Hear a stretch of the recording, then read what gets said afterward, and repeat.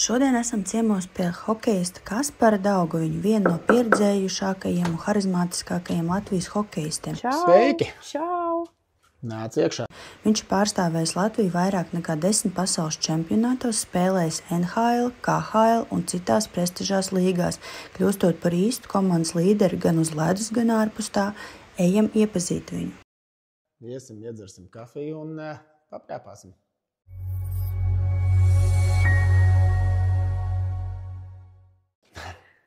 Stāsti, kas par kafiju vai tēju? Es vispār cenšos nevienu ne otru baigi nelietot, bet kafiju laikam biežāk pēdējā laikā sanāk iedzert. Bet karstie dzērieni nekad nav baigi uzrunājuši. Rīts vai vakars? Rīts, noteikti. Grāmata vai filma? Filma. Kinoteātrī vai mājās? Mājās. Mūzika austiņās vai mašīnā? Mašīnā klausos tikai. Sniegotas virsotnes vai tropu pludmale? Sniegotas virsotnes. Pilsētas ritms vai lauku miers? Lauku miers. Suņi vai kaķi? Suņi. Ceļojums bez plāna vai rūpīgi izplānota atpūta? Laikam mums patīk izplānot kaut ko, bet tad parasti sajiet kaut kas arī neplānotais klāt. Piemēram, neatnāk koferi? Tas noteikti ir bijis un daudz. Okay. Kāds ir tavs mīļākais ēdiens, ko varētu ēst katru dienu? Katru dienu?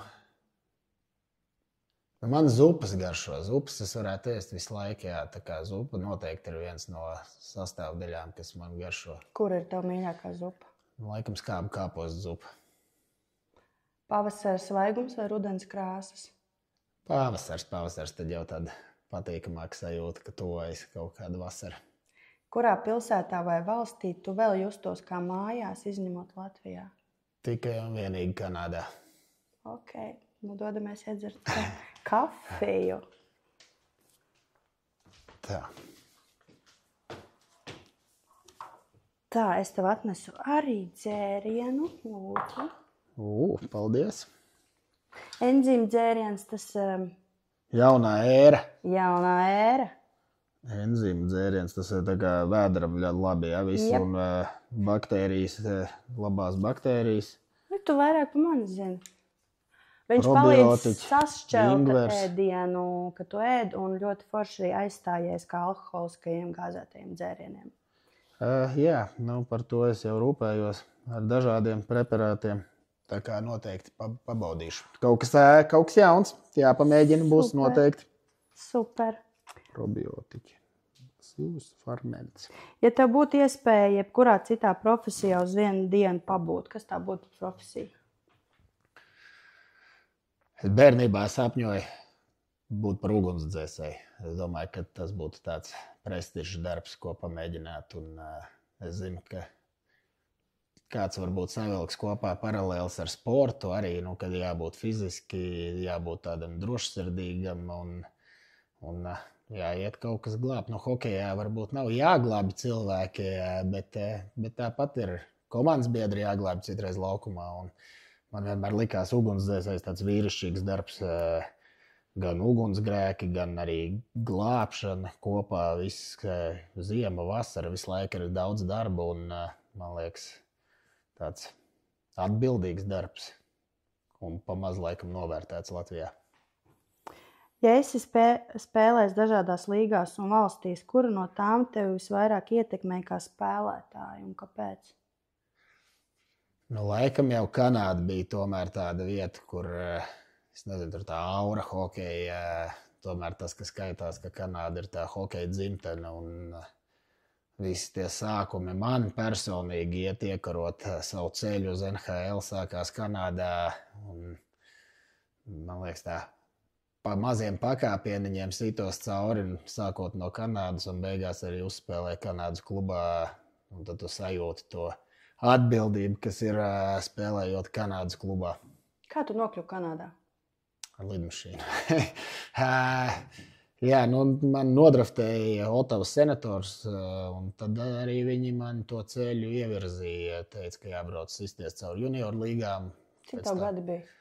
18 tikko palika, kad nodraftēju, un tad arī sākās.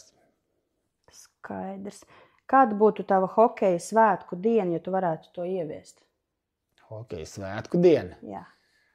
Es atceros, mēs gājām vienā skolā, un skolā, kad bija pasaules čempionāta spēles, varēja skatīties hokeju pa televizoriem. Bet... Jā, noteikti, tie bija baigi labie laiki. Es arī, ne tikai skolās, es domāju, visā pilsētā bija tas arī, kas ievilka, man liekas, lielu daļu hokejā, bija tā atmosfēra, kas darījās pilsētā. Visi bāri, restorāni bija pilni, visi bija Latvijas kreklos. Tas bija unikāli. Tā varbūt ir tikai vēl bijis, kad mēs bronzu izcīnījām tādu sajūtu.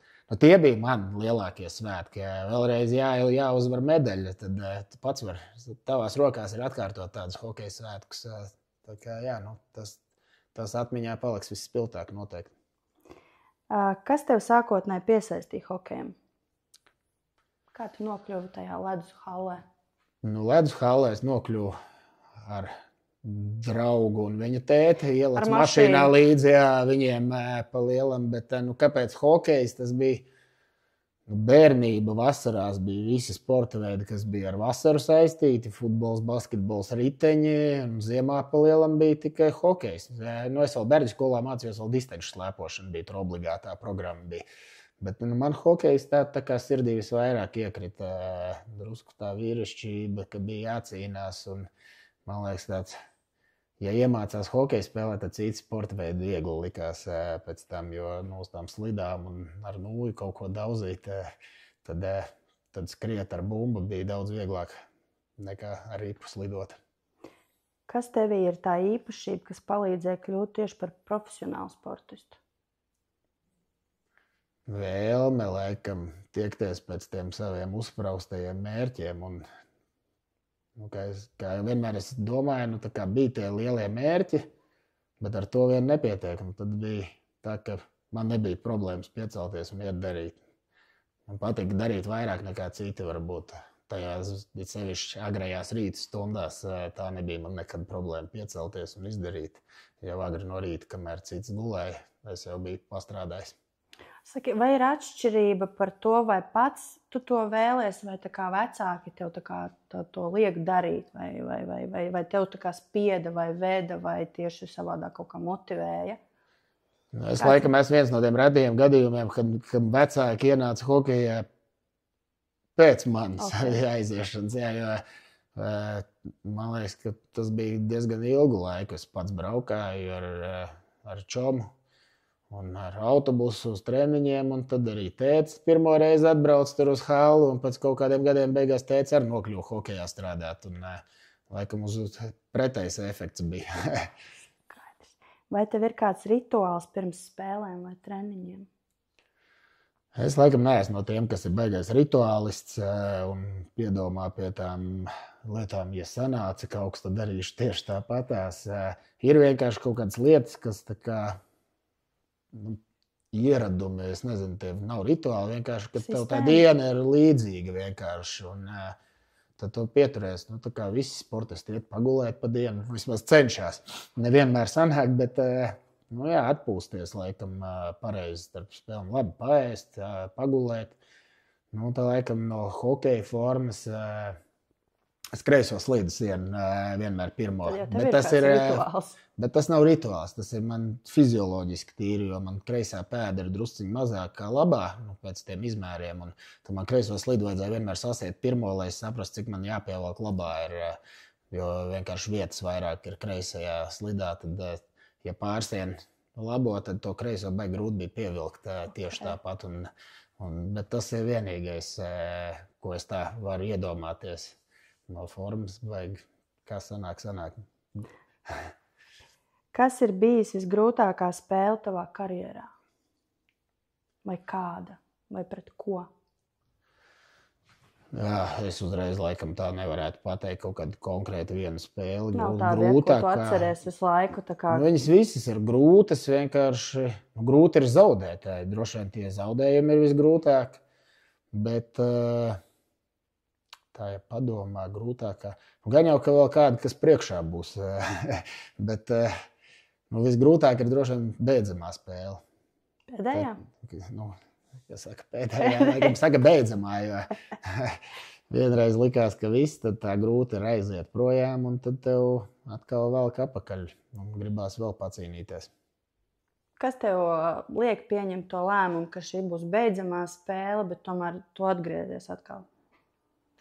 Nu, tajā konkrētajā brīdī tev liekas, ka tu esi izsmelts savā tajā hokejā, un pirmo reizi bijām olimpiādē, man likās, ka es jau esmu tā kā varbūt nevajadzīgs Latvijas hokejam, jau vai nu pa vecu, vai mani nemāk izmantot, tad man likās, ka es tikai no izlases paiešu malā. Pagāju malā, baigi labi sagatavojos klubu sezonai, spēlēju, pēkšņi viņiem man vajadzēja. Tā kā man uzrunāja atkal.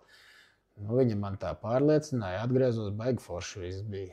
Tad es devos atkal klubu tajās sezonās, izlasē vienmēr pēdējos gads bija baigi forši, bet klubā atkal sākās grūti. Grūti ir vienkārši ilgtermiņā dzīvot prom no mājām un visu laiku konstanti atteikties no kaut kā. Un tu visu laiku atsakies, un vienā brīdī tev tās domas iezogās galvā, vai tas ir tā vērts. Tas pēdējais lēmums bija tāds, ka es neko nenožēloju, tas bija vajadzīgs. Es atbraucu mājās, sagrupēju visas savas domas galvā, biju priecīgs, esmu vēl joprojām priecīgs kopā ar ģimeni. Un atkal ir spēcīgi cilvēki apkārt, kas iedrošina atkal turpināt. Un tad tu arī pats iemīli to hokeju vēlreiz.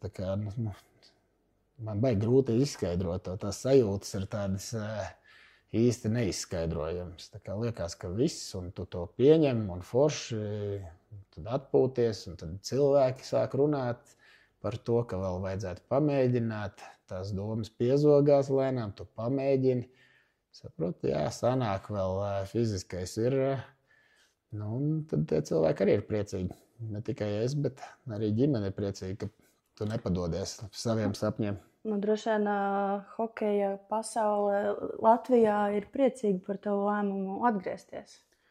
Kāds ir priecīgs vienmēr, kāds nav priecīgs, kāds runās. Man galvenais ir saprast to, ka es atgriežos, ka es varu palīdzēt, ka es esmu vēl vajadzīgs. Lai nav tāda sajūta, ka es atgriežos tikai tāpēc, lai pierādīt, ka es vēl varu kaut ko, un beigās tā aizēju, un tu neko nevari. Es gribu būt tur un palīdzēt komandai grūtā brīdī. Es gribu būt laukumā tajos svarīgajos brīžos, kad tās spēles izšķirās. Bet gribēšu neviens, bet vēl vajag arī izdarīt tā, lai tu vari to izdarīt. Gan fiziski, gan uz laukumu. Tā ir tāda baiga atbildība. Tā kā tu vienmēr uzņemies tādus lielus riskus, bet man patīk dzīvot ar tādu domu, kad nav viss, nevienmēr viss viegli nāk, un tad ir jāpacīnās par kaut ko. Pastāsti, Kaspar, no kā tev ir visvairāk bail? Bail man ir no augstuma tikai. Augstums man nav mīļākā lieta. Nepatīk ar lidmašīnām lidot, bet tas augstums arī ir, teiksim tā, tikai tādā ziņā, kur es nekontrolēju neko. Jo es sēžot lidmašīnā, jūtos tā, ka es nezinu, kas tur var notikt. Tur sēž piloti, viņi zina, kas notiek lidmašīnā, es nezinu. Bet pats varētu rāpties pa klintīm, kokiem, tad man nav bail. Ok. Kā tu atjauno enerģiju, motivāciju pēc grūtībām, zaudējumiem, vai vienkārši kāda ir tavs kaut kāds atjaunošanās process?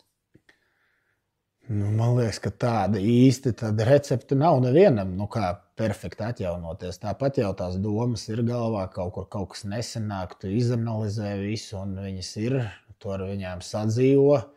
Pilnībā, man liekas, tādas sliktās lietas jau nevar aizmirst. Es nezinu, varbūt ir kaut kādi cilvēki, tad viņi varētu ieteikt, bet vairāk ir tā, ka tu konstanti visu laiku ar sevi strādā, kaut ko mācies no savām kļūdām, analizē sevi, kā sevi uzlabot, un ar to domu, rītā jauna diena, un jāiet atkal jāšancē no jauna. Protams, mājas un ģimene ir tā vieta, kur vieglāk pārdzīvot to sāpi vai zaudējumu, vai kas tas ir tas mājās. Tu saproti, ka ir jau arī dzīve bez sporta, ir sieva, bērni, bērniem arī gribās nerunāt par hokeju, bet pabūt kopā ar tēti. Un tad arī tās domas drusciņi tā kā paiet malā. Un tad tu izgulies, piecelies no jauna un sāc atkal iet uz to savu mērķi. Un tev ir kaut kādi jāliek tie mērķi, ko tas viens pakāpiens var ilgāk prasīt, bet ja tu viņu turpinās, nu tu viņu pārkāpsi kaut kad un tuvosies tam savam mērķim. Tā ir tā motivācija. Kas ir bijis grūtākais brīdis tava hokeja karjerā? Kā tu tiki ar to galā? Grūtākie brīži laikam bija, kad tu paliec viens. Es zinu, ka man pienāca tas posms, kad sieva dzemdēja pirmo meitu un tu esi Rīgā, tu esi klāt uz vienu dienu atlidojis un tu zini, ka tev nākamajā dienā jālido projām un tu būsi viens, sieva viena ar jaundzimušu bērnu. Tādā nezināmajā mēs abi divi bijām. Tu atstāji sievu rūpēties vienu pašu, un tā jau ir grūti. Un tad tu īsti neko nevari palīdzēt. Tu vari tikai atbalstīt pa telefonu, morāli, varbūt tur ar finansēm arī, bet tu pats neesi klāt. Tie ir tie brīži, kas drusciņi ēd tevi nost, un pienāk arī tā, ka tu pats sabrūc mentāli no tā, neapzinoties, jo tajā laikā likās, ka man bija 27 gadi, viss pats briedums, un beigās arī sākās kaut kādas paniku lēkmes no visa šitā, ko tu nedomāji.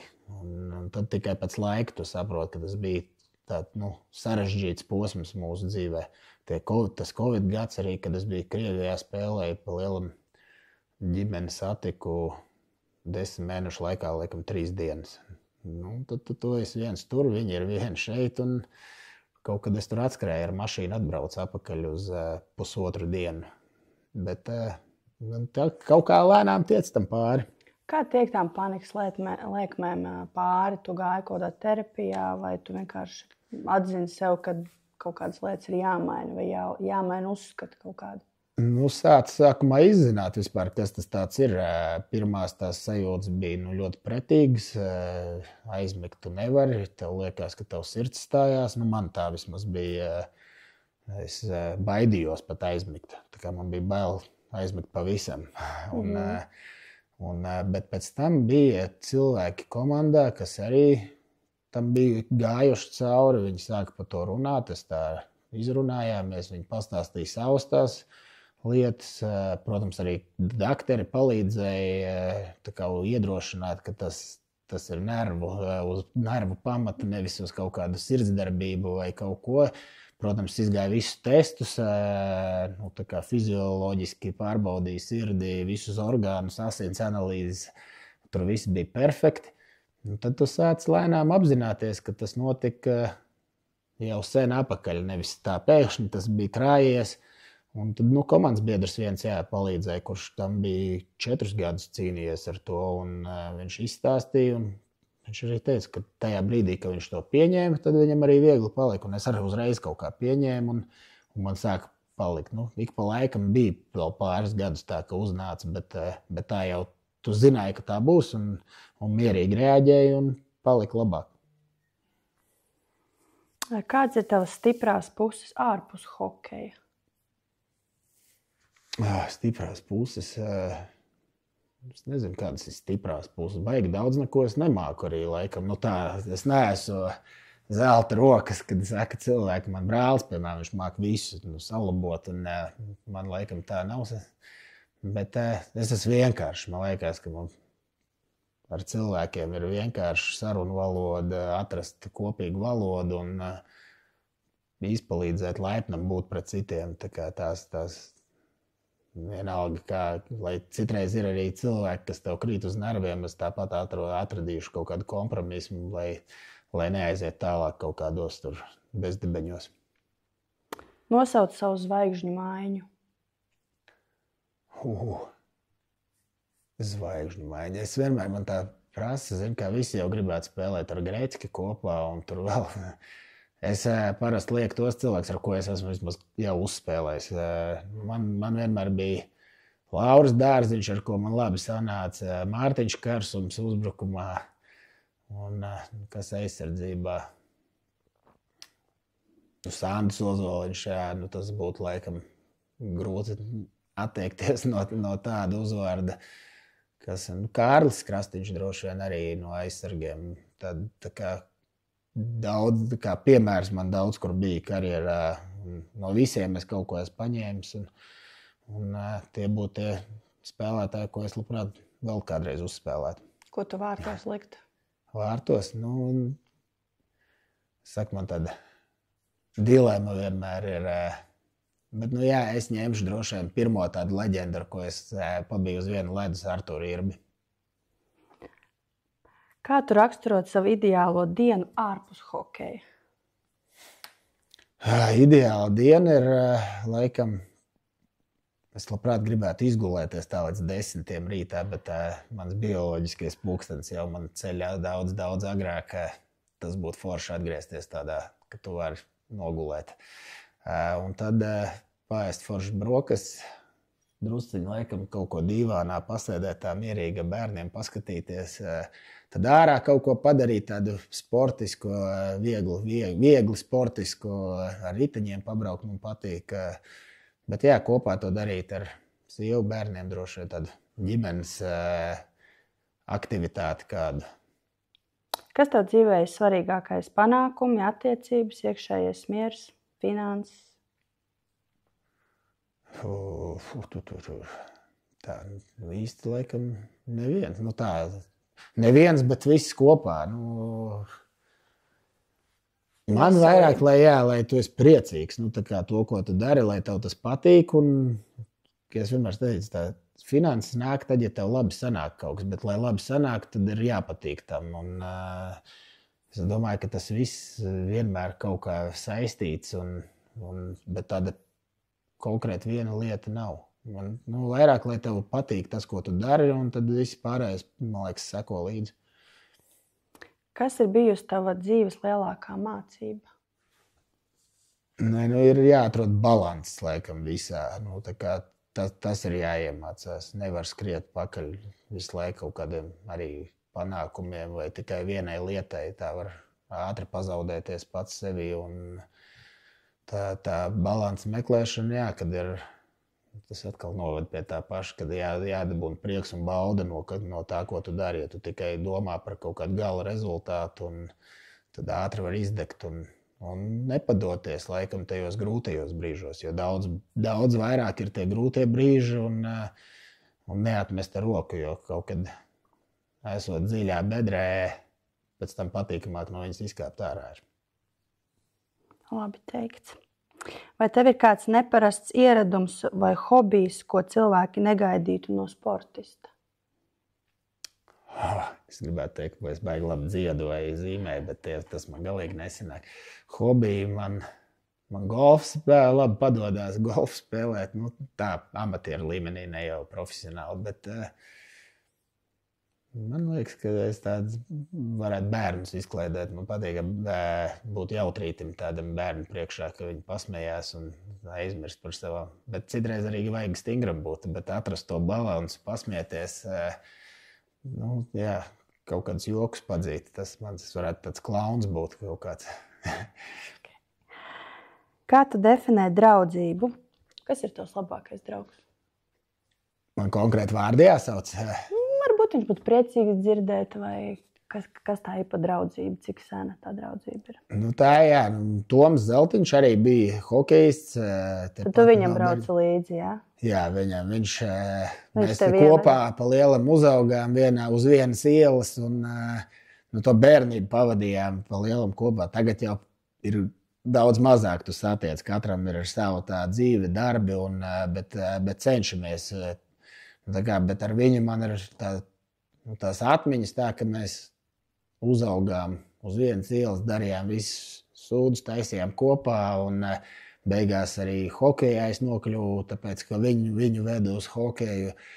Un, mēs tādi vienkārši nebija nekad baigi kaut kas jāizdomā. Vienmēr kopīgu valodu atradām, kaut gan viņš pat bija vecāks par mani 2 gadu.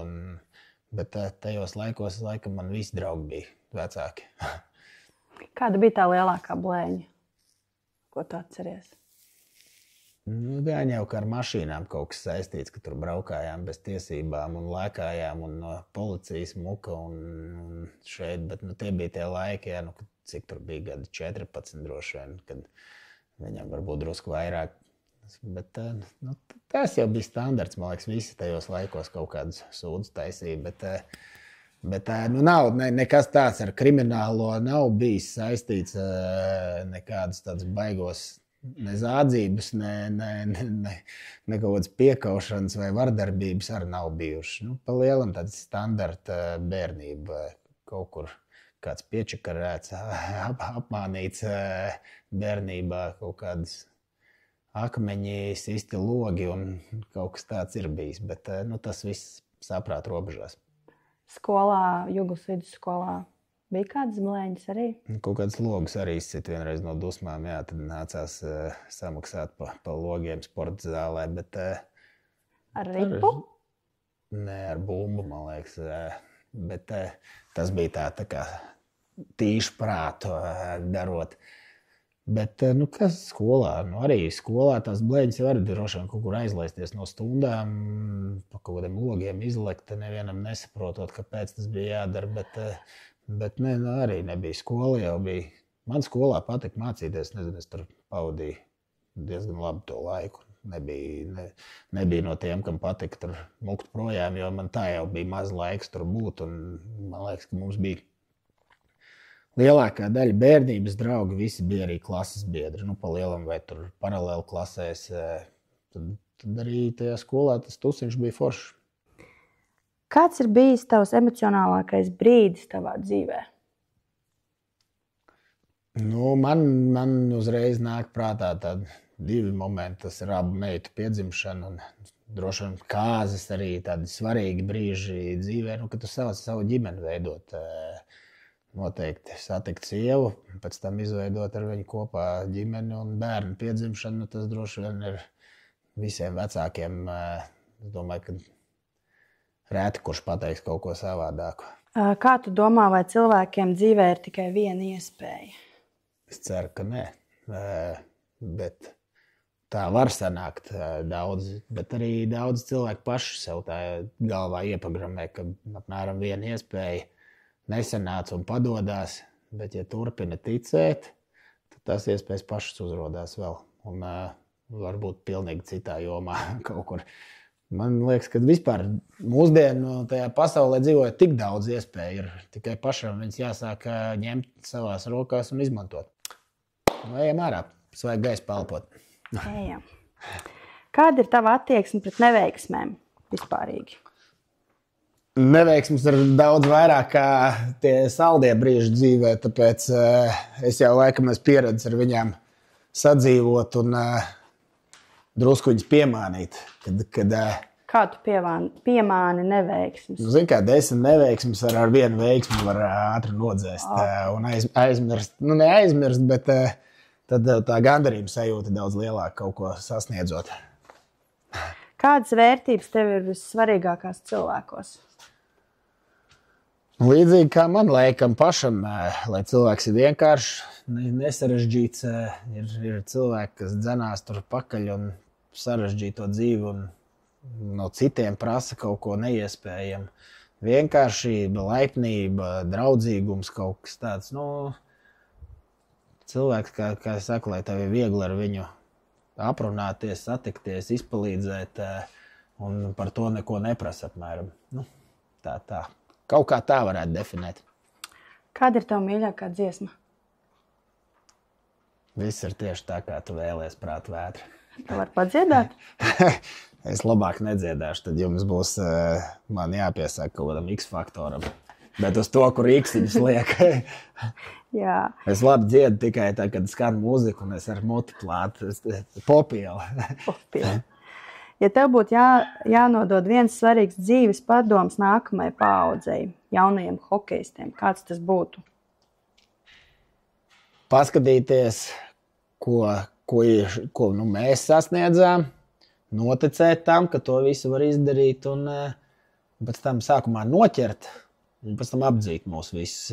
Tāpēc, kad man liekas, ka baigi labi ir katrai nākamajai paaudzei daudz vieglāk. viņi redz un viņi var iemācīties, kā tas top, un pēc tam viņi vēl var daudz labāki palikt. Tikai tā ticībai jābūt ir, un ticībai un vēlmei to izdarīt. Kāds ir tavs svarīgākās īpašības, lai kļūtu par komandas līderi hokejā? Atkal nonāca pie tās vienkāršuma, laikam kaut kāda cilvēcīguma. Man liekas, ka sports un dzīve baigi vienādi. Ja tu esi normāls cilvēks, tad arī tie pārējie cilvēki grib ar tevīm būt kopā, un tas arī kaut kā beigās sasaistās ar sportu kopā. Ko dara komandas kapteinis? Tieši to pašu, ko pārējie spēlē laukumā.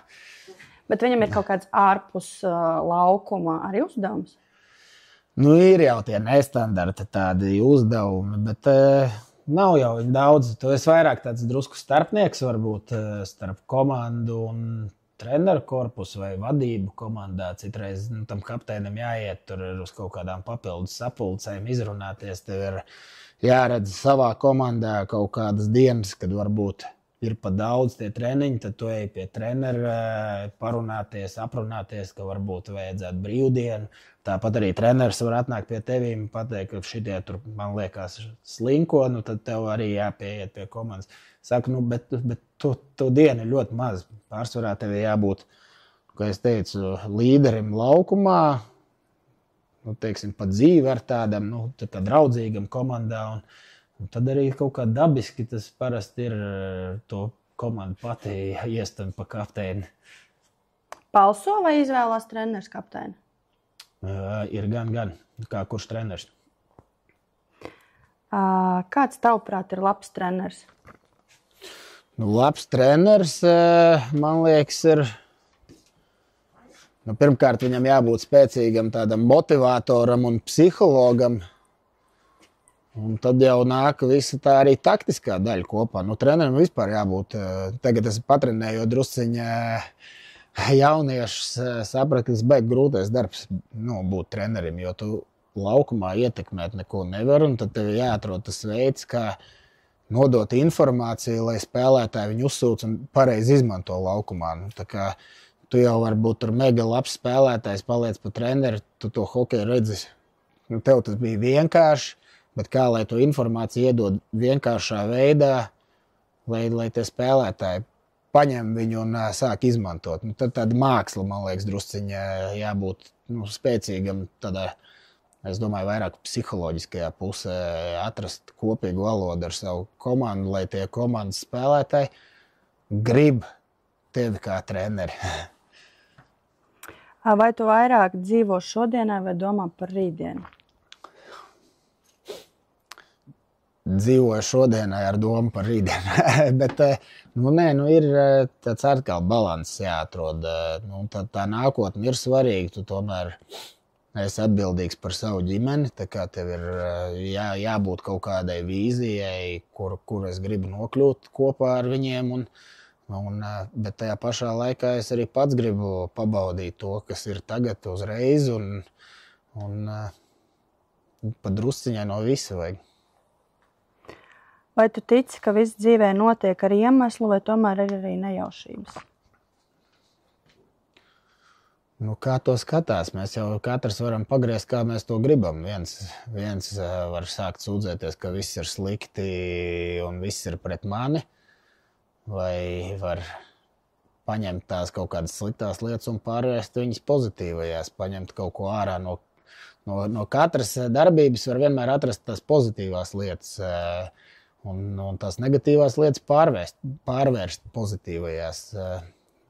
Iespējas vienmēr ir, visādas sliktās lietas arī var uznākt. Tas, man liekas, normāli ir. Rītā var zibens iespert cilvēkam, to tu nevar kontrolēt. Ir vienkārši lietas, ko var kontrolēt un ko nevar kontrolēt. Bet viņas būs gan, es domāju. Vai tu domā, ka laime ir mērķis, ko var sasniegt, vai tas ir process? Process. Es domāju, ka tā sava laime jānopelna arī ikdienā, darot lietas ar tādu vieglu prātu, bez kaut kādām sautīgām interesēm. Tiešām esot pozitīvam, darbojoties, ticot, ka būs labi un ieguldot savu darbiņu, kaut kad tās labās lietas, tā laime atnāks. Saku, ka dots devējiem atdodās, ja tu esi normāls cilvēks, kaut kad arī pret tevīm pagriezīsies tie labumi. Kādu nospiedumu tu gribētu atstāt pasaulē? Nospiedumu. Nē, es gribu, lai pasauli drusku labāk, tā kā es aiziešu, ka es esmu izdarījis kaut ko tādu, ko nākamais varēs atkal uzlabot, laikam vairāk no otras negribās kaut ko sačakarēt. Ir diezgan labi, un ja var vēl uzlabot, tad tas ir tāds bonus. Bet galvenais nesačakarēt, neizdarīt kaut ko tādu, lai pēc tam cilvēks saka, ka tu visu sačakarēji un te vairs neko nevar izlabot. Ko tu gribētu pajautāt man? Kā tu jūties? Paldies, ļoti labi. Man prieks, ka mani uzņēmi savās mājās, atvēri man durvis un dalījies savā stāstā. Jo man gribētos parādīt, ka hokejisti ir tie paši cilvēki, kur arī var kļūdīties. Tāpat tā laukumā un dīvānu ekspertiem varbūt citreiz nav taisnības. Jā, to lielāko daļu jau neredz, ko mēs dzīvojam ārpus. Saka, ir jāiemācās, ir viena tā hokeja dzīve un ir īstā dzīve, kas ir dzīve. Pilnīgi dažādas lietas, jo hokejs ir 2 stundas uz ledus un tev tā spēle citreiz piespiež būt savādākam nekā dzīvē. Un daudz arī ir sportistiem visādas grūtās puses, gan mentālās, ar ko cīnās. Bet tagad par to runājot, tas labi, ka atklājās daudz, kas kā palīdzēt. Kādu vēstījumu tu atstātu cilvēkiem, kas šo sarunu klausītos pēc 30 gadiem? Vēstījumu? Baudīt dzīvi un pašiem nevis sūdzēties, bet iet darīt. Un viss ir katra cilvēka rokās, cik tu gribi panākt dzīvē, bet nevajag arī dzīties tur bezgalībai pakaļ. Ir jāatrod, kā mēs runājām, tāds balansiņš. Viss ir iespējams, visu var atrast pozitīvā veidā, lai tev ir prieks celties katru rītu, darīt visu godīgam pret sevi būt un iet darboties un pasmaidīt. Paldies, Kaspar, ka ielaidi mani savā pasaulē, ne tikai ledus vai hokeja dzīvē, bet arī savās domās un sajūtās. Šī saruna parādīja, ka aiz katra profesionāla sportista nestāv robots, bet īsts cilvēks. Tāds, kurš pārdzīvo, kļūdās, mācās, atkal ceļās, lai iet uz priekšu. Tu mums atgādināji, ka hokejisti nav tikai spēlētāji uz ledus, viņi ir cilvēki ar saviem sapņiem, vērtībām, cilvēcīgumu, kas iedvesmo citus. Paldies par tavu atklātību, sirsnību un par to, ka ar savu stāstu dara Latvijas hokeju vēl tuvāk ikvienam no mums. Paldies tev. Paldies jums.